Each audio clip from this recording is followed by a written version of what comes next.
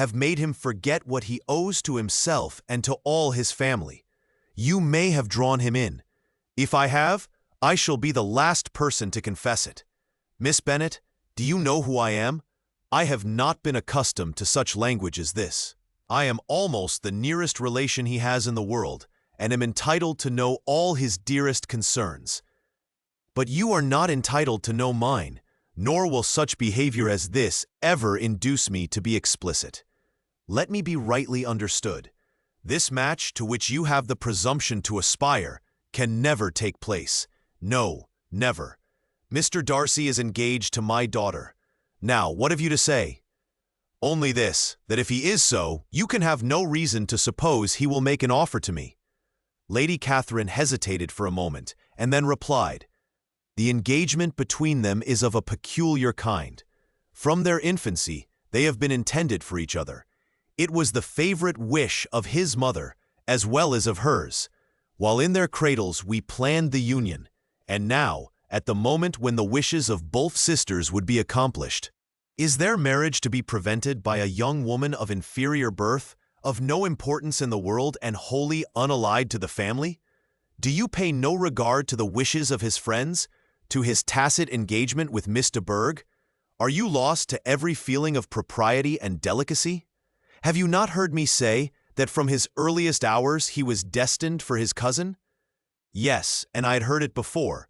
But what is that to me? If there is no other objection to my marrying your nephew, I shall certainly not be kept from it by knowing that his mother and aunt wished him to marry Miss de Bourgh. You both did as much as you could in planning the marriage. Its completion depended on others. If Mr. Darcy is neither by honor nor inclination confined to his cousin, why is not he to make another choice? And if I am that choice, why may not I accept him? Because honor, decorum, prudence, nay, interest forbid it. Yes, Miss Bennet, interest, for do not expect to be noticed by his family or friends if you willfully act against the inclinations of all. You will be censured, slighted, and despised by everyone connected with him. Your alliance will be a disgrace. Your name will never even be mentioned by any of us. These are heavy misfortunes, replied Elizabeth. But the wife of Mr. Darcy must have such extraordinary sources of happiness necessarily attached to her situation that she could, upon the whole, have no cause to repine. Obstinate, headstrong girl, I am ashamed of you. Is this your gratitude for my attentions to you last spring? Is nothing due to me on that score? Let us sit down. You are to understand, Miss Bennet, that I came here with the determined resolution of carrying my purpose, nor will I be dissuaded from it. I have not been used to submit to any person's whims. I have not been in the habit of brooking disappointment. That will make your ladyship's situation at present more pitiable, but it will have no effect on me. I will not be interrupted.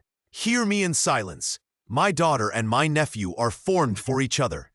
They are descended, on the maternal side, from the same noble line, and on the father's, from respectable, honorable, and ancient, though untitled families. Their fortune on both sides is splendid. They are destined for each other by the voice of every member of their respective houses. And what is to divide them?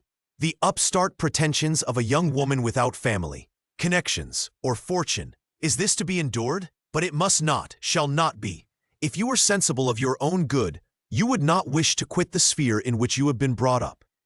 In marrying your nephew, I should not consider myself as quitting that sphere. He is a gentleman. I am a gentleman's daughter. So far we are equal. True, you are a gentleman's daughter. But what was your mother? Who are your uncles and aunts? Do not imagine me ignorant of their condition. Whatever my connections may be, said Elizabeth, if your nephew does not object to them, they can be nothing to you. Tell me, once for all, are you engaged to him?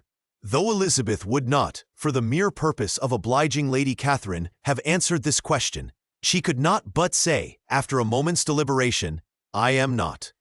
Lady Catherine seemed pleased. And will you promise me never to enter into such an engagement?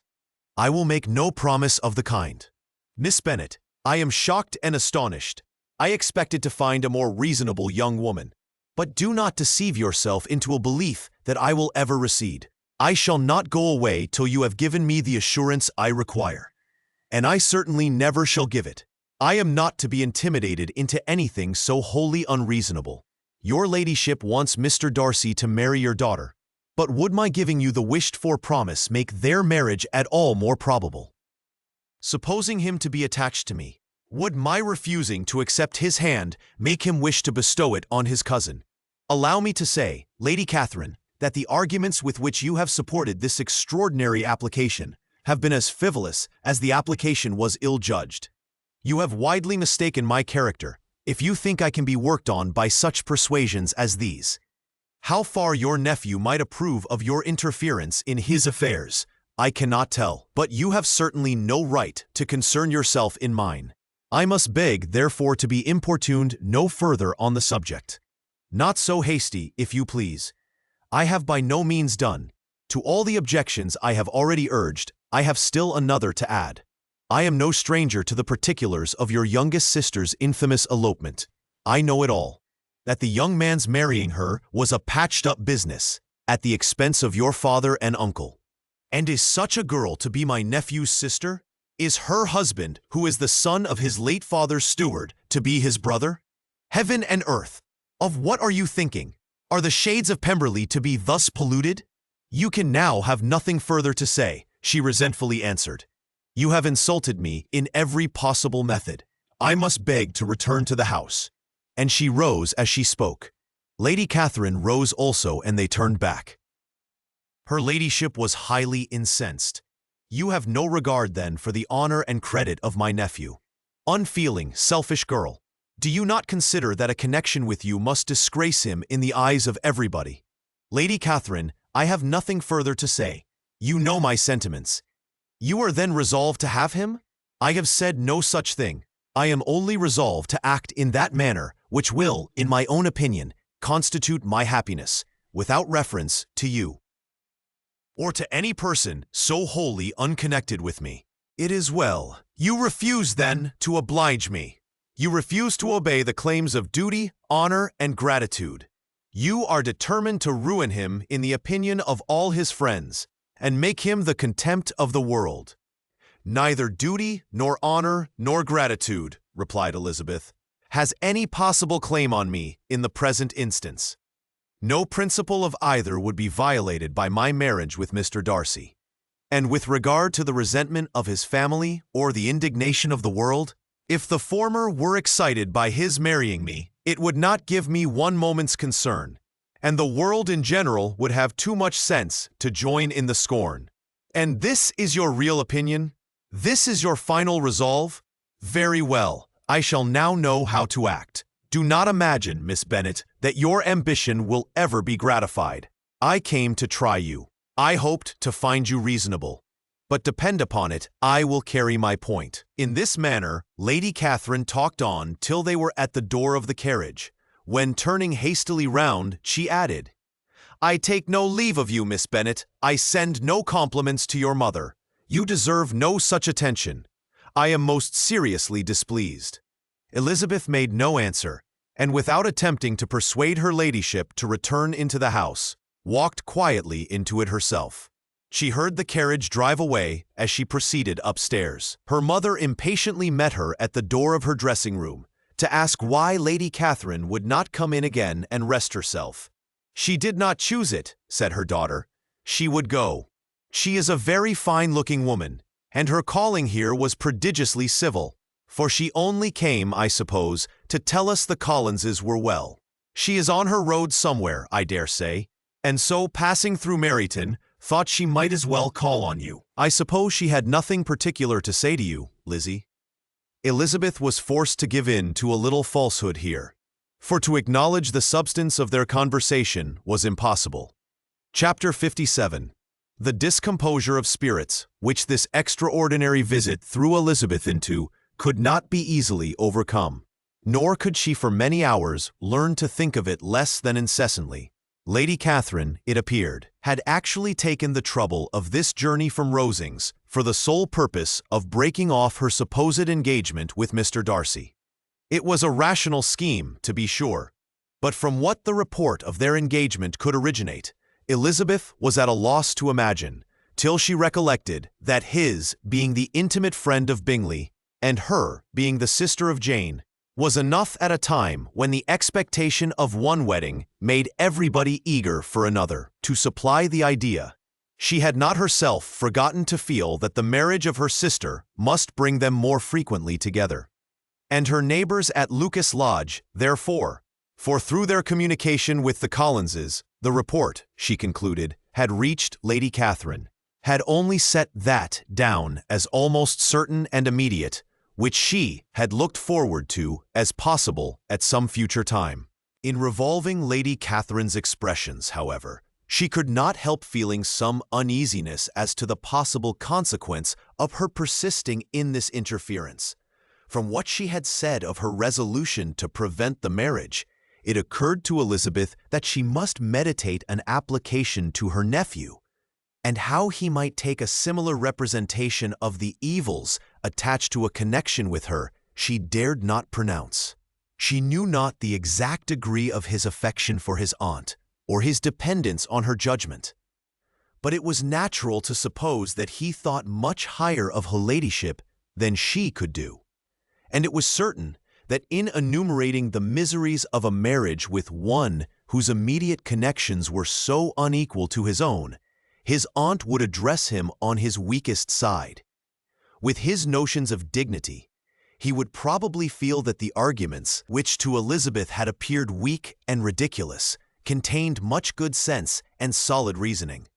If he had been wavering before as to what he should do, which had often seemed likely, the advice and entreaty of so near a relation might settle every doubt, and determine him at once to be as happy as dignity unblemished could make him. In that case, he would return no more. Lady Catherine might see him in her way through town, and his engagement to Bingley of coming again to Netherfield must give way. If, therefore, an excuse for not keeping his promise should come to his friend within a few days, she added, I shall know how to understand it. I shall then give over every expectation, every wish of his constancy. If he is satisfied with only regretting me when he might have obtained my affections and hand, I shall soon cease to regret him at all. The surprise of the rest of the family, on hearing who their visitor had been, was very great, but they obligingly satisfied it with the same kind of supposition which had appeased Mrs. Bennet's curiosity, and Elizabeth was spared from much teasing on the subject. The next morning, as she was going downstairs, she was met by her father, who came out of his library with a letter in his hand. Lizzie, said he, I was going to look for you. Come into my room. She followed him thither, and her curiosity to know what he had to tell her was heightened by the supposition of its being in some manner connected with the letter he held. It suddenly struck her that it might be from Lady Catherine, and she anticipated with dismay all the consequent explanations. She followed her father to the fireplace, and they both sat down. He then said, I have received a letter this morning that has astonished me exceedingly. As it principally concerns yourself, you ought to know its contents. I did not know before that I had 2 daughters on the brink of matrimony. Let me congratulate you on a very important conquest. The color now rushed into Elizabeth's cheeks in the instantaneous conviction of its being a letter from the nephew instead of the aunt, and she was undetermined whether most to be pleased that he explained himself at all, or offended that his letter was not rather addressed to herself. When her father continued, You look conscious. Young ladies have great penetration in such matters as these, but I think I may defy even your sagacity to discover the name of your admirer. This letter is from Mr. Collins. From Mr. Collins? And what can he have to say? Something very much to the purpose, of course. He begins with congratulations on the approaching nuptials of my eldest daughter, of which, it seems, he has been told by some of the good-natured, gossiping Lucases. I shall not sport with your impatience by reading what he says on that point. What relates to yourself is as follows. Having thus offered you the sincere congratulations of Mrs. Collins and myself on this happy event, let me now add a short hint on the subject of another, of which we have been advertised by the same authority. Your daughter Elizabeth, it is presumed, will not long bear the name of Bennet after her eldest sister has resigned it, and the chosen partner of her fate may be reasonably looked up to as one of the most illustrious personages in this land. Can you possibly guess, Lizzie, who is meant by this?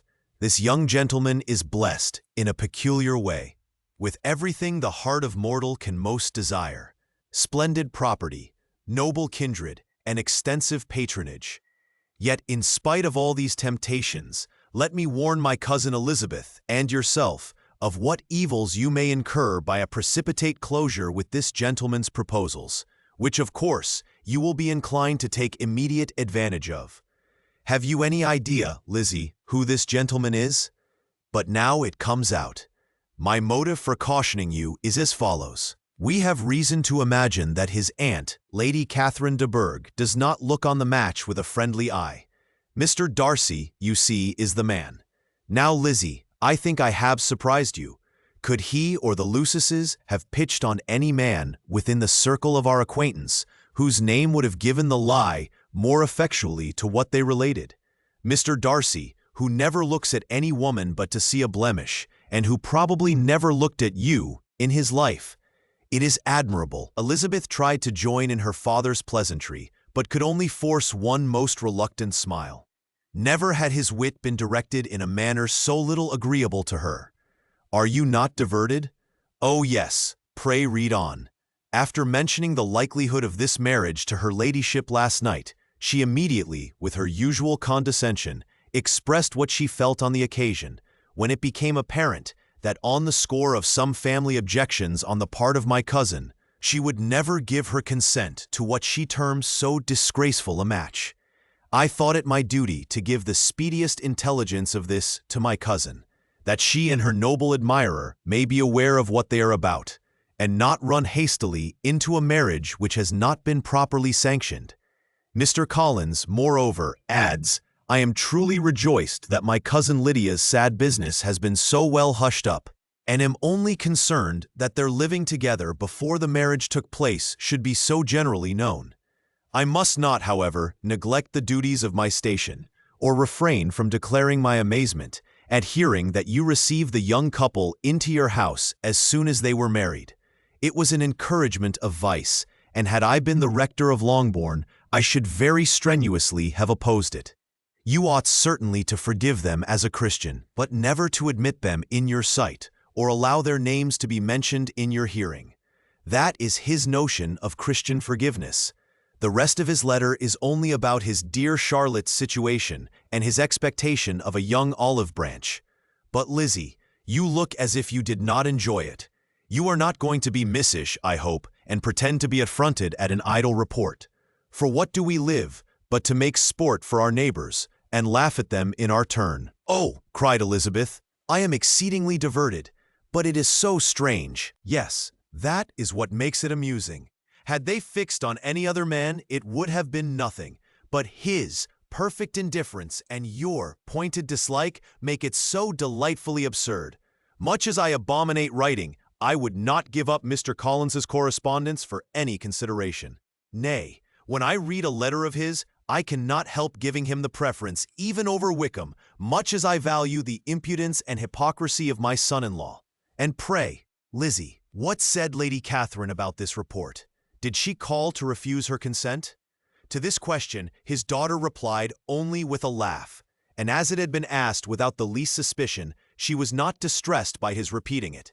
Elizabeth had never been more at a loss to make her feelings appear what they were not. It was necessary to laugh when she would rather have cried.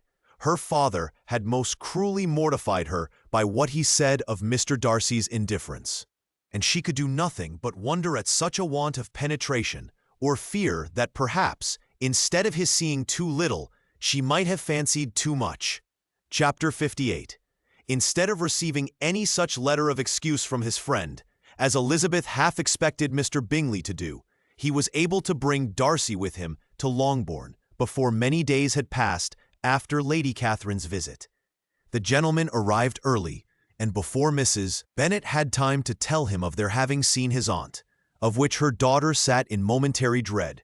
Bingley, who wanted to be alone with Jane, proposed their all walking out. It was agreed to. Mrs. Bennet was not in the habit of walking. Mary could never spare time, but the remaining 5 set off together. Bingley and Jane, however, soon allowed the others to outstrip them. They lagged behind, while Elizabeth, Kitty, and Darcy were to entertain each other. Very little was said by either. Kitty was too much afraid of him to talk. Elizabeth was secretly forming a desperate resolution, and perhaps he might be doing the same. They walked towards the Lucases because Kitty wished to call upon Maria, and as Elizabeth saw no occasion for making it a general concern, when Kitty left them, she went boldly on with him alone. Now was the moment for her resolution to be executed, and while her courage was high, she immediately said, "Mr. Darcy, I am a very selfish creature, and for the sake of giving relief to my own feelings, care not how much I may be wounding yours. I can no longer help thanking you for your unexampled kindness to my poor sister. Ever since I have known it, I have been most anxious to acknowledge to you how gratefully I feel it. Were it known to the rest of my family, I should not have merely my own gratitude to express." "I am sorry, exceedingly sorry," replied Darcy, in a tone of surprise and emotion, "that you have ever been informed of what may, in a mistaken light, have given you uneasiness. I did not think Mrs. Gardiner was so little to be trusted. You must not blame my aunt. Lydia's thoughtlessness first betrayed to me that you had been concerned in the matter, and of course I could not rest till I knew the particulars.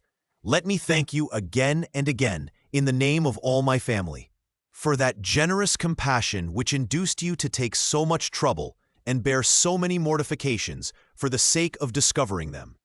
If you will thank me," he replied, "let it be for yourself alone. That the wish of giving happiness to you might add force to the other inducements which led me on, I shall not attempt to deny. But your family owe me nothing. Much as I respect them, I believe I thought only of you." Elizabeth was too much embarrassed to say a word. After a short pause, her companion added, "You are too generous to trifle with me. If your feelings are still what they were last April, tell me so at once. My affections and wishes are unchanged, but one word from you will silence me on this subject forever." Elizabeth, feeling all the more than common awkwardness and anxiety of his situation, now forced herself to speak, and immediately, though not very fluently, gave him to understand that her sentiments had undergone so material a change since the period to which he alluded, as to make her receive with gratitude and pleasure his present assurances. The happiness which this reply produced was such as he had probably never felt before, and he expressed himself on the occasion as sensibly and as warmly as a man violently in love can be supposed to do. Had Elizabeth been able to encounter his eyes, she might have seen how well the expression of heartfelt delight diffused over his face became him. But though she could not look, she could listen, and he told her of feelings which, in proving of what importance she was to him, made his affection every moment more valuable. They walked on without knowing in what direction. There was too much to be thought and felt and said for attention to any other objects. She soon learnt that they were indebted for their present good understanding to the efforts of his aunt, who did call on him in her return through London, and there relate her journey to Longbourn, its motive, and the substance of her conversation with Elizabeth, dwelling emphatically on every expression of the latter, which, in her ladyship's apprehension, peculiarly denoted her perverseness and assurance in the belief that such a relation must assist her endeavours to obtain that promise from her nephew which she had refused to give. But unluckily for her ladyship, its effect had been exactly contrariwise. "It taught me to hope," said he, "as I had scarcely ever allowed myself to hope before. I knew enough of your disposition to be certain that had you been absolutely, irrevocably decided against me, you would have acknowledged it to Lady Catherine frankly and openly." Elizabeth colored and laughed as she replied, "Yes, you know enough of my frankness to believe me capable of that. After abusing you so abominably to your face, I could have no scruple in abusing you to all your relations. What did you say of me that I did not deserve? For though your accusations were ill-founded, formed on mistaken premises, my behavior to you at the time had merited the severest reproof. It was unpardonable. I cannot think of it without abhorrence. We will not quarrel for the greater share of blame annexed to that evening, said Elizabeth. The conduct of neither, if strictly examined, will be irreproachable, but since then we have both, I hope, improved in civility. I cannot be so easily reconciled to myself. The recollection of what I then said, of my conduct, my manners, my expressions during the whole of it, is now and has been many months inexpressibly painful to me. Your reproof, so well applied, I shall never forget. Had you behaved in a more gentlemanlike manner, those were your words. You know not, you can scarcely conceive how they have tortured me. Though it was some time, I confess, before I was reasonable enough to allow their justice, I was certainly very far from expecting them to make so strong an impression. I had not the smallest idea of their being ever felt in such a way. I can easily believe it. You thought me then devoid of every proper feeling. I am sure you did. The turn of your countenance I shall never forget, as you said that I could not have addressed you in any possible way that would induce you to accept me. Oh, do not repeat what I then said. These recollections will not do at all. I assure you that I have long been most heartily ashamed of it. Darcy mentioned his letter. Did it, said he, did it soon make you think better of me? Did you, on reading it, give any credit to its contents? She explained what its effects on her had been, and how gradually all her former prejudices had been removed. I knew, said he, that what I wrote must give you pain, but it was necessary. I hope you have destroyed the letter. There was one part, especially the opening of it, which I should dread your having the power of reading again. I can remember some expressions which might justly make you hate me. The letter shall certainly be burnt, if you believe it essential to the preservation of my regard. But, though we have both reason to think my opinions not entirely unalterable, they are not, I hope, quite so easily changed as that implies. When I wrote that letter, replied Darcy, I believed myself perfectly calm and cool, but I am since convinced that it was written in a dreadful bitterness of spirit. The letter, perhaps, began in bitterness, but it did not end so. The adieu is charity itself, but think no more of the letter. The feelings of the person who wrote and the person who received it are now so widely different from what they were then, that every unpleasant circumstance attending it ought to be forgotten. You must learn some of my philosophy.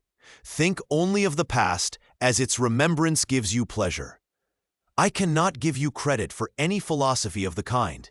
Your retrospections must be so totally void of reproach that the contentment arising from them is not of philosophy, but, what is much better, of ignorance.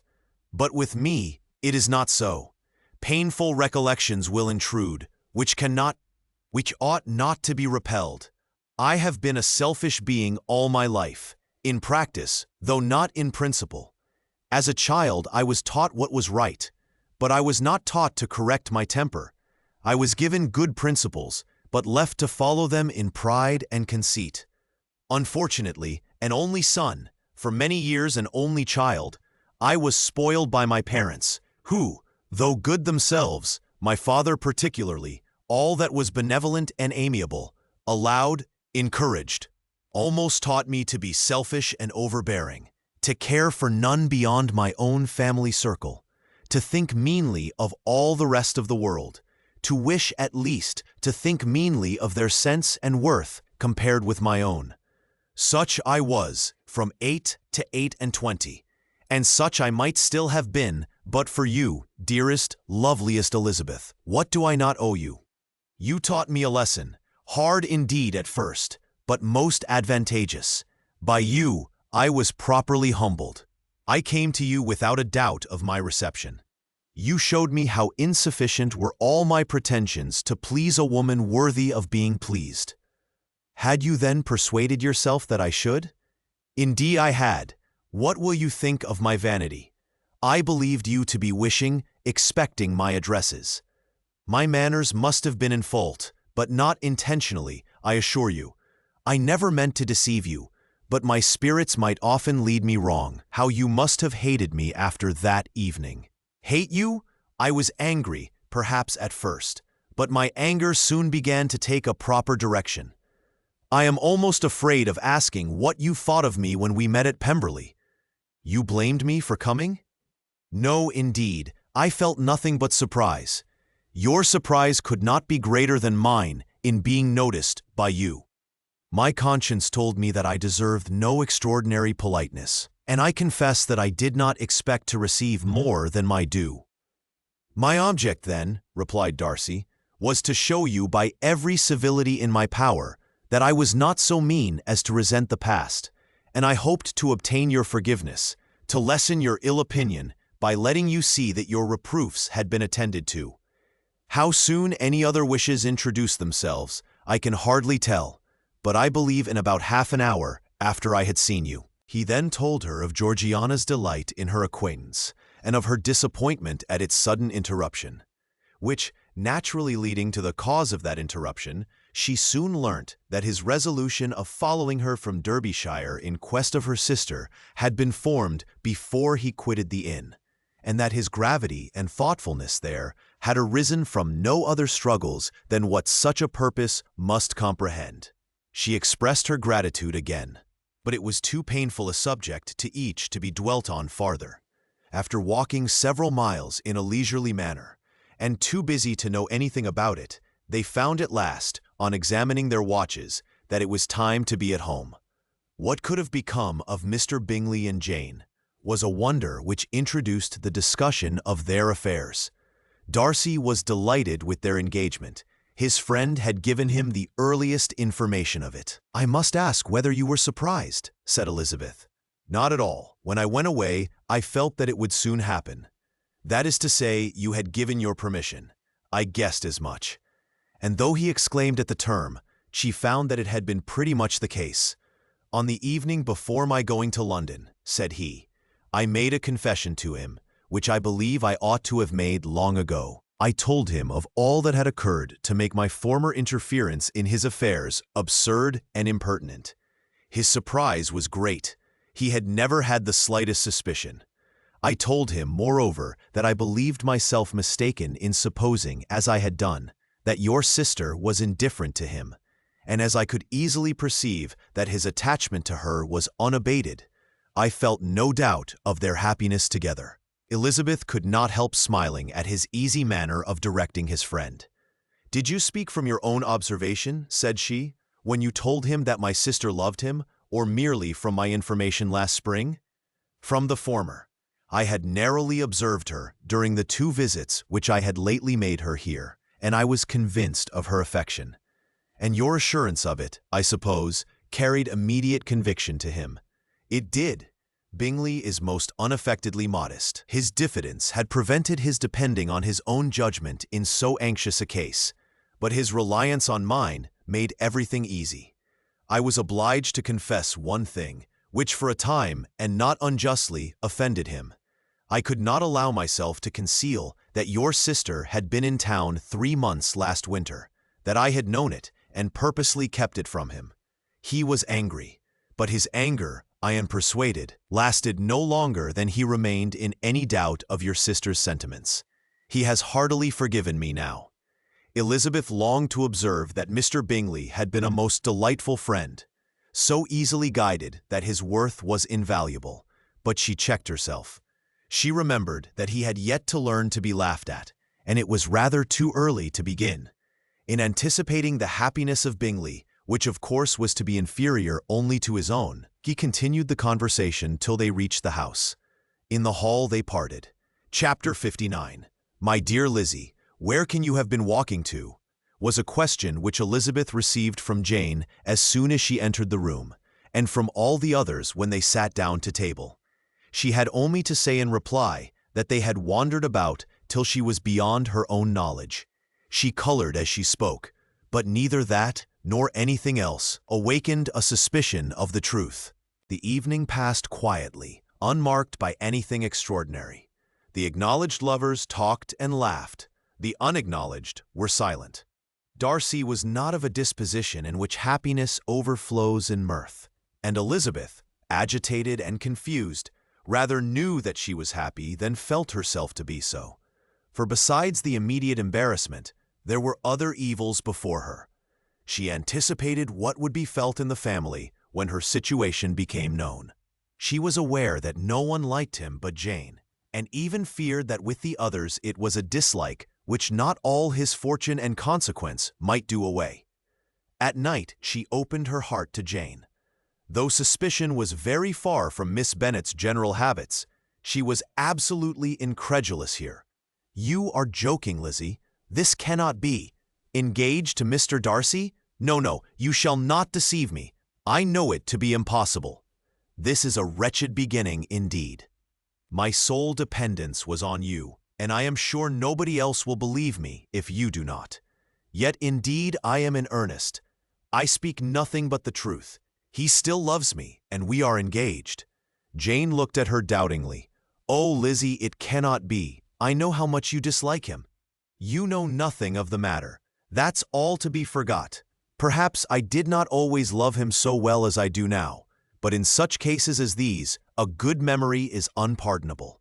This is the last time I shall ever remember it myself." Miss Bennet still looked all amazement. Elizabeth again, and more seriously, assured her of its truth.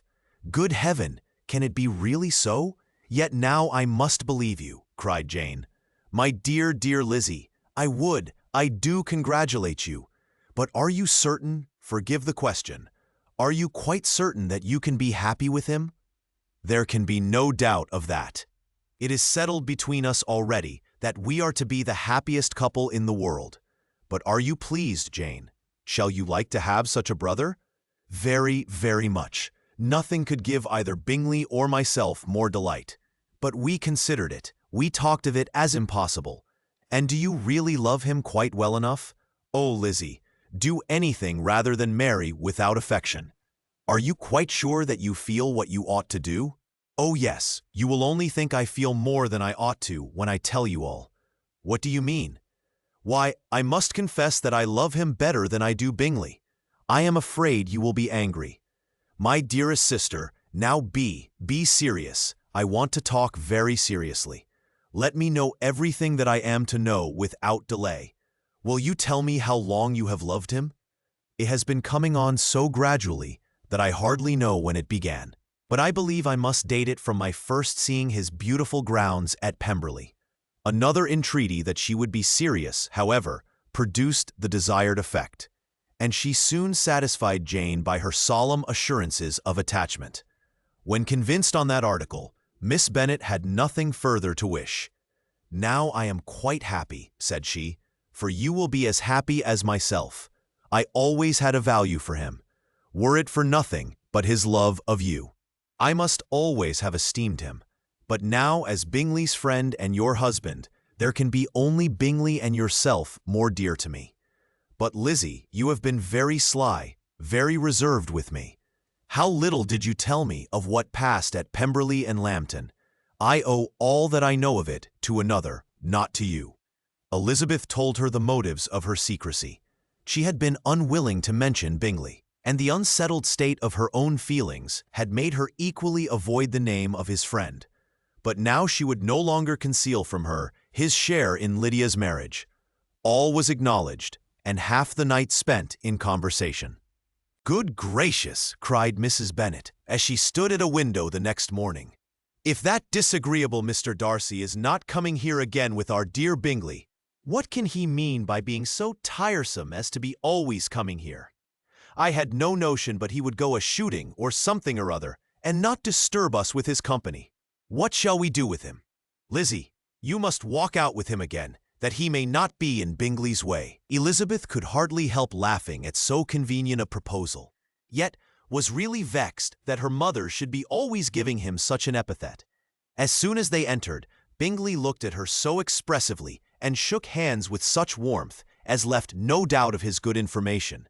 and he soon afterwards said aloud, "Mrs. Bennet, have you no more lanes hereabouts in which Lizzie may lose her way again today?"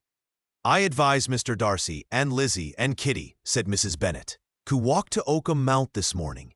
It is a nice long walk, and Mr. Darcy has never seen the view." "It may do very well for the others," replied Mr. Bingley, "but I am sure it will be too much for Kitty. Won't it, Kitty?" Kitty owned that she had rather stay at home. Darcy professed a great curiosity to see the view from the mount, and Elizabeth silently consented. As she went upstairs to get ready, Mrs. Bennet followed her, saying, "I am quite sorry, Lizzie, that you should be forced to have that disagreeable man all to yourself, but I hope you will not mind it. It is all for Jane's sake, you know, and there is no occasion for talking to him except just now and then, so do not put yourself to inconvenience." During their walk, it was resolved that Mr. Bennet's consent should be asked in the course of the evening. Elizabeth reserved to herself the application for her mother's. She could not determine how her mother would take it, sometimes doubting whether all his wealth and grandeur would be enough to overcome her abhorrence of the man. But whether she were violently set against the match or violently delighted with it, it was certain that her manner would be equally ill adapted to do credit to her sense. And she could no more bear that Mr. Darcy should hear the first raptures of her joy than the first vehemence of her disapprobation. In the evening, soon after Mr. Bennet withdrew to the library, she saw Mr. Darcy rise also and follow him, and her agitation on seeing it was extreme. She did not fear her father's opposition, but he was going to be made unhappy, and that it should be through her means, that she, his favorite child, should be distressing him by her choice, should be filling him with fears and regrets in disposing of her, was a wretched reflection, and she sat in misery till Mr. Darcy appeared again, when, looking at him, she was a little relieved by his smile. In a few minutes he approached the table where she was sitting with Kitty, and, while pretending to admire her work, said in a whisper, "Go to your father. He wants you in the library." She was gone directly. Her father was walking about the room, looking grave and anxious. "Lizzie," said he, "what are you doing? Are you out of your senses to be accepting this man? Have not you always hated him?" How earnestly did she then wish that her former opinions had been more reasonable, her expressions more moderate. It would have spared her from explanations and professions, which it was exceedingly awkward to give. But they were now necessary, and she assured him, with some confusion, of her attachment to Mr. Darcy. "Or, in other words, you are determined to have him. He is rich, to be sure, and you may have more fine clothes and fine carriages than Jane, but will they make you happy?" "Have you any other objection," said Elizabeth, "than your belief of my indifference?" "None at all. We all know him to be a proud, unpleasant sort of man, but this would be nothing if you really liked him." I do like him," she replied, with tears in her eyes. "I love him. Indeed, he has no improper pride. He is perfectly amiable. You do not know what he really is. Then pray, do not pain me by speaking of him in such terms." "Lizzie," said her father, "I have given him my consent. He is the kind of man, indeed, to whom I should never dare refuse anything which he condescended to ask. I now give it to you, if you are resolved on having him. But let me advise you to think better of it. I know your disposition, Lizzie. I know that you could be neither happy nor respectable unless you truly esteemed your husband, unless you looked up to him as a superior. Your lively talents would place you in the greatest danger in an unequal marriage. You could scarcely escape discredit and misery. My child, let me not have the grief of seeing you unable to respect your partner in life. You know not what you are about." Elizabeth, still more affected, was earnest and solemn in her reply, and, at length, by repeated assurances that Mr. Darcy was really the object of her choice, by explaining the gradual change which her estimation of him had undergone, relating her absolute certainty that his affection was not the work of a day, but had stood the test of many months' suspense, and enumerating with energy all his good qualities, she did conquer her father's incredulity, and reconcile him to the match. "Well, my dear," said he, when she ceased speaking, "I have no more to say. If this be the case, he deserves you. I could not have parted with you, my Lizzie, to anyone less worthy. To complete the favorable impression, she then told him what Mr. Darcy had voluntarily done for Lydia.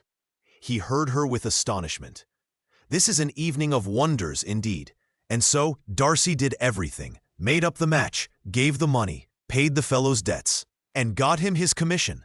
So much the better. It will save me a world of trouble and economy. Had it been your uncle's doing, I must and would have paid him. But these violent young lovers carry everything their own way. I shall offer to pay him tomorrow. He will rant and storm about his love for you, and there will be an end of the matter. He then recollected her embarrassment a few days before on his reading Mr. Collins's letter, and after laughing at her some time, allowed her at last to go, saying as she quitted the room, "If any young men come for Mary or Kitty, send them in, for I am quite at leisure." Elizabeth's mind was now relieved from a very heavy weight, and, after half an hour's quiet reflection in her own room, she was able to join the others with tolerable composure. Everything was too recent for gaiety, but the evening passed tranquilly away. There was no longer anything material to be dreaded, and the comfort of ease and familiarity would come in time. When her mother went up to her dressing room at night, she followed her and made the important communication. Its effect was most extraordinary, for on first hearing it, Mrs. Bennet sat quite still and unable to utter a syllable. Nor was it under many, many minutes that she could comprehend what she heard, though not in general backward to credit what was for the advantage of her family, or that came in the shape of a lover to any of them. She began at length to recover, to fidget about in her chair, get up, sit down again, wonder and bless herself. Good gracious! Lord bless me! Only think, dear me, Mr. Darcy, who would have thought it? And is it really true? Oh, my sweetest Lizzie, how rich and how great you will be! What pin money, what jewels, what carriages you will have! Jane's is nothing to it, nothing at all. I am so pleased, so happy, such a charming man, so handsome, so tall. Oh, my dear Lizzie, pray apologize for my having disliked him so much before. I hope he will overlook it. Dear, dear Lizzie, a house in town, everything that is charming, 3 daughters married, 10,000 a year. Oh, Lord, what will become of me? I shall go distracted. This was enough to prove that her approbation need not be doubted, and Elizabeth, rejoicing that such an effusion was heard only by herself, soon went away. But before she had been 3 minutes in her own room, her mother followed her. "My dearest child," she cried, "I can think of nothing else. 10,000 a year, and very likely more. 'Tis as good as a lord, and a special license. You must and shall be married by a special license. But, my dearest love, tell me what dish Mr. Darcy is particularly fond of, that I may have it tomorrow." This was a sad omen of what her mother's behavior to the gentleman himself might be, and Elizabeth found that, though in the certain possession of his warmest affection, and secure of her relations' consent, there was still something to be wished for. But the morrow passed off much better than she expected, for Mrs. Bennet luckily stood in such awe of her intended son-in-law that she ventured not to speak to him unless it was in her power to offer him any attention or mark her deference for his opinion. Elizabeth had the satisfaction of seeing her father taking pains to get acquainted with him, and Mr. Bennet soon assured her that he was rising every hour in his esteem. "I admire all my 3 sons-in-law highly," said he. "Wickham, perhaps, is my favorite, but I think I shall like your husband quite as well as Jane's." Chapter 60. Elizabeth's spirits soon rising to playfulness again, she wanted Mr. Darcy to account for his having ever fallen in love with her. "How could you begin?" said she. "I can comprehend your going on charmingly when you had once made a beginning, but what could set you off in the first place? I cannot fix on the hour, or the spot, or the look, or the words, which laid the foundation. It is too long ago. I was in the middle before I knew that I had begun. My beauty you had early withstood, and as for my manners, my behavior to you was at least always bordering on the uncivil, and I never spoke to you without rather wishing to give you pain than not. Now, be sincere. Did you admire me for my impertinence? For the liveliness of your mind I did. You may as well call it impertinence at once. It was very little less. The fact is that you were sick of civility, of deference, of officious attention. You were disgusted with the women who were always speaking and looking and thinking for your approbation alone. I roused and interested you because I was so unlike them. Had you not been really amiable, you would have hated me for it. But in spite of the pains you took to disguise yourself, your feelings were always noble and just. And in your heart you thoroughly despised the persons who so assiduously courted you. There, I have saved you the trouble of accounting for it. And really, all things considered, I begin to think it perfectly reasonable. To be sure, you know no actual good of me, but nobody thinks of that when they fall in love. Was there no good in your affectionate behavior to Jane while she was ill at Netherfield? Dearest Jane, who could have done less for her? But make a virtue of it by all means. My good qualities are under your protection, and you are to exaggerate them as much as possible. And in return, it belongs to me to find occasions for teasing and quarreling with you as often as may be, and I shall begin directly by asking you what made you so unwilling to come to the point at last. What made you so shy of me when you first called and afterwards dined here? Why, especially when you called, did you look as if you did not care about me? Because you were grave and silent and gave me no encouragement. But I was embarrassed, and so was I. You might have talked to me more when you came to dinner. A man who had felt less might. How unlucky that you should have a reasonable answer to give, and that I should be so reasonable as to admit it. But I wonder how long you would have gone on if you had been left to yourself. I wonder when you would have spoken if I had not asked you. My resolution of thanking you for your kindness to Lydia had certainly great effect.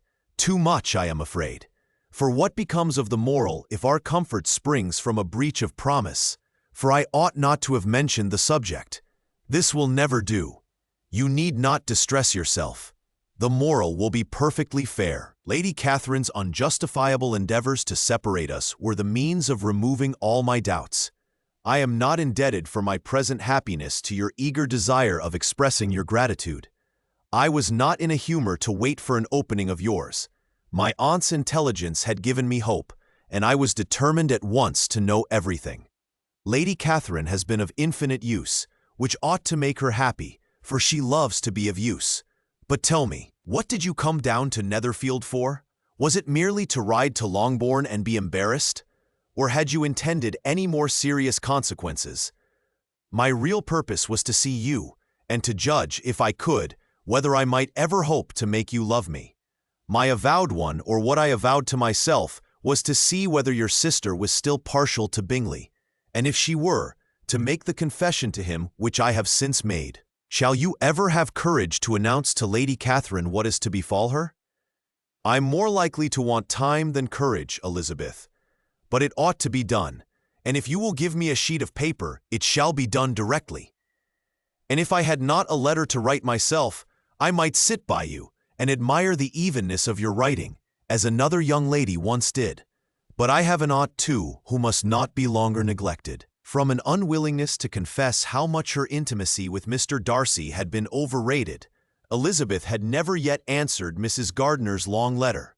But now, having that to communicate which she knew would be most welcome, she was almost ashamed to find that her uncle and aunt had already lost 3 days of happiness, and immediately wrote as follows: I would have thanked you before, my dear aunt, as I ought to have done, for your long, kind, satisfactory detail of particulars. But, to say the truth, I was too cross to write. You supposed more than really existed. But now, suppose as much as you choose. Give a loose to your fancy. Indulge your imagination in every possible flight which the subject will afford. And unless you believe me actually married, you cannot greatly err. You must write again very soon, and praise him a great deal more than you did in your last. I thank you again and again for not going to the lakes. How could I be so silly as to wish it? Your idea of the ponies is delightful. We will go round the park every day. I am the happiest creature in the world. Perhaps other people have said so before, but no one with such justice. I am happier even than Jane. She only smiles. I laugh. Mr. Darcy sends you all the love in the world that can be spared from me. You are all to come to Pemberley at Christmas. Yours, etc. Mr. Darcy's letter to Lady Catherine was in a different style, and still different from either was what Mr. Bennet sent to Mr. Collins, in return for his last. Dear Sir, I must trouble you once more for congratulations. Elizabeth will soon be the wife of Mr. Darcy. Console Lady Catherine as well as you can. But if I were you, I would stand by the nephew. He has more to give. Yours sincerely, etc. Miss Bingley's congratulations to her brother on his approaching marriage were all that was affectionate and insincere. She wrote even to Jane on the occasion, to express her delight and repeat all her former professions of regard. Jane was not deceived, but she was affected, and though feeling no reliance on her, could not help writing her a much kinder answer than she knew was deserved. The joy which Miss Darcy expressed on receiving similar information was as sincere as her brother's in sending it. 4 sides of paper were insufficient to contain all her delight and all her earnest desire of being loved by her sister. Before any answer could arrive from Mr. Collins, or any congratulations to Elizabeth from his wife, the Longbourn family heard that the Collinses were come themselves to Lucas Lodge. The reason of this sudden removal was soon evident. Lady Catherine had been rendered so exceedingly angry by the contents of her nephew's letter that Charlotte, really rejoicing in the match, was anxious to get away till the storm was blown over. At such a moment, the arrival of her friend was a sincere pleasure to Elizabeth, though in the course of their meetings she must sometimes think the pleasure dearly bought when she saw Mr. Darcy exposed to all the parading and obsequious civility of her husband. He bore it, however, with admirable calmness. He could even listen to Sir William Lucas when he complimented him on carrying away the brightest jewel of the country, and expressed his hopes of their all meeting frequently at St. James's, with very decent composure. If he did shrug his shoulders, it was not till Sir William was out of sight. Mrs. Phillips's vulgarity was another, and perhaps a greater tax on his forbearance. And though Mrs. Phillips, as well as her sister, stood in too much awe of him to speak with the familiarity which Bingley's good humor encouraged, yet, whenever she did speak, she must be vulgar. Nor was her respect for him, though it made her more quiet, at all likely to make her more elegant. Elizabeth did all she could to shield him from the frequent notice of either, and was ever anxious to keep him to herself, and to those of her family with whom he might converse without mortification. And though the uncomfortable feelings arising from all this took from the season of courtship much of its pleasure, it added to the hope of the future, and she looked forward with delight to the time when they should be removed from society, so little pleasing to either, to all the comfort and elegance of their family party at Pemberley. Chapter 61. Happy for all her maternal feelings was the day on which Mrs. Bennet got rid of her 2 most deserving daughters. With what delighted pride she afterwards visited Mrs. Bingley, and talked of Mrs. Darcy, may be guessed. I wish I could say, for the sake of her family, that the accomplishment of her earnest desire in the establishment of so many of her children produced so happy an effect as to make her a sensible, amiable, well-informed woman for the rest of her life. Though perhaps it was lucky for her husband, who might not have relished domestic felicity in so unusual a form, that she still was occasionally nervous and invariably silly. Mr. Bennet missed his second daughter exceedingly. His affection for her drew him oftener from home than anything else could do. He delighted in going to Pemberley, especially when he was least expected. Mr. Bingley and Jane remained at Netherfield only a 12-month. So near a vicinity to her mother and Meryton relations was not desirable even to his easy temper or her affectionate heart. The darling wish of his sisters was then gratified. He bought an estate in a neighboring county to Derbyshire, and Jane and Elizabeth, in addition to every other source of happiness, were within 30 miles of each other. Kitty, to her very material advantage, spent the chief of her time with her 2 elder sisters. In society so superior to what she had generally known, her improvement was great. She was not of so ungovernable a temper as Lydia, and removed from the influence of Lydia's example, she became, by proper attention and management, less irritable, less ignorant, and less insipid. From the further disadvantage of Lydia's society, she was of course carefully kept, and though Mrs. Bennet acted in that way, she was not of so ungovernable a temper as Lydia, and removed from the influence of Lydia's example, she became by proper attention and management, less irritable, less insipid. From the further disadvantage of Lydia's society, she was of course carefully kept, and though Mrs. Bennet missed his second daughter exceedingly, his affection for her drew him oftener from home than anything else could do. He delighted in going to Pemberley, especially when he was least expected. Mr. Bennet missed his second daughter exceedingly. He bought an estate in a neighboring county to Derbyshire, and Jane and Elizabeth, in addition to every other source of happiness, were within 30 miles of each other. Kitty, to her very material advantage, she was of course carefully kept, and though Mrs. Bennet acted in that way, she became by proper attention and management. Mr. Bennet missed his second daughter exceedingly. His affection for her drew him oftener from home than anything else could do. He delighted in going to Pemberley, especially when he was least expected. Wickham frequently invited her to come and stay with her, with the promise of balls and young men. Her father would never consent to her going.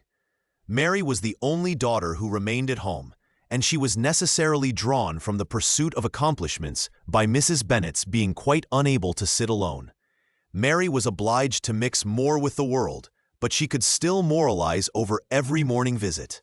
And as she was no longer mortified by comparisons between her sister's beauty and her own, it was suspected by her father that she submitted to the change without much reluctance. As for Wickham and Lydia, their characters suffered no revolution from the marriage of her sisters. He bore with philosophy the conviction that Elizabeth must now become acquainted with whatever of his ingratitude and falsehood had before been unknown to her, and in spite of everything, was not wholly without hope that Darcy might yet be prevailed on to make his fortune. The congratulatory letter which Elizabeth received from Lydia on her marriage explained to her that by his wife at least, if not by himself, such a hope was cherished. The letter was to this effect: "My dear Lizzie, I wish you joy. If you love Mr. Darcy half so well as I do my dear Wickham, you must be very happy. It is a great comfort to have you so rich, and when you have nothing else to do, I hope you will think of us. I am sure Wickham would like a place at court very much, and I do not think we shall have quite money enough to live upon without some help. Any place would do of about 300 or 400 a year, but however, do not speak to Mr. Darcy about it, if you had rather not. Yours, etc." As it happened that Elizabeth had much rather not, she endeavored in her answer to put an end to every entreaty and expectation of the kind. Such relief, however, as it was in her power to afford, by the practice of what might be called economy in her own private expenses, she frequently sent them. It had always been evident to her that such an income as theirs, under the direction of two persons so extravagant in their wants and heedless of the future, must be very insufficient to their support, and whenever they changed their quarters, either Jane or herself were sure of being applied to for some little assistance towards discharging their bills. Their manner of living, even when the restoration of peace dismissed them to a home, was unsettled in the extreme. They were always moving from place to place in quest of a cheap situation, and always spending more than they ought. His affection for her soon sunk into indifference. Hers lasted a little longer, and in spite of her youth and her manners, she retained all the claims to reputation which her marriage had given her. Though Darcy could never receive him at Pemberley, yet for Elizabeth's sake he assisted him further in his profession. Lydia was occasionally a visitor there, when her husband was gone to enjoy himself in London or Bath, and with the Bingleys they both of them frequently stayed so long that even Bingley's good humor was overcome, and he proceeded so far as to talk of giving them a hint to be gone. Miss Bingley was very deeply mortified by Darcy's marriage, but as she thought it advisable to retain the right of visiting at Pemberley, she dropped all her resentment, was fonder than ever of Georgiana, almost as attentive to Darcy as heretofore, and paid off every arrear of civility to Elizabeth. Pemberley was now Georgiana's home, and the attachment of the sisters was exactly what Darcy had hoped to see. They were able to love each other, even as well as they intended. Georgiana had the highest opinion in the world of Elizabeth, though at first she often listened with an astonishment bordering on alarm at her lively, sportive manner of talking to her brother, who had always inspired in herself a respect which almost overcame her affection. She now saw the object of open pleasantry. Her mind received knowledge which had never before fallen in her way. By Elizabeth's instructions, she began to comprehend that a woman may take liberties with her husband, which a brother will not always allow in a sister more than 10 years younger than himself. Lady Catherine was extremely indignant on the marriage of her nephew, and as she gave way to all the genuine frankness of her character, in her reply to the letter which announced its arrangement, she sent him language so very abusive, especially of Elizabeth, that for some time all intercourse was at an end.